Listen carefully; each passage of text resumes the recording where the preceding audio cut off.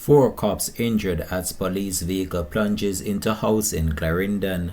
Hi again and welcome. This is Links 007 TV News Report and we'll be right back with the full details to come. Welcome to Links 007 TV News Report, providing you with the best in local and international news updates.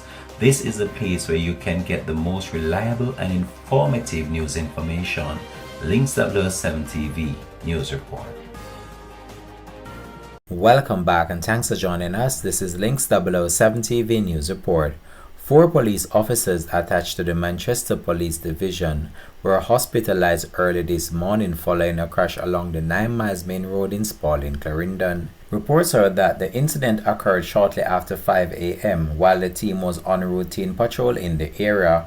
Links 007 TV News understands that the surface vehicle veered off the roadway and plunged into a yard situated below the road, overturning in the process. The impact caused damage to the side of the house on the premises and left all four lawmen injured. They were taken to the Spalding Percy Junior Hospital for treatment.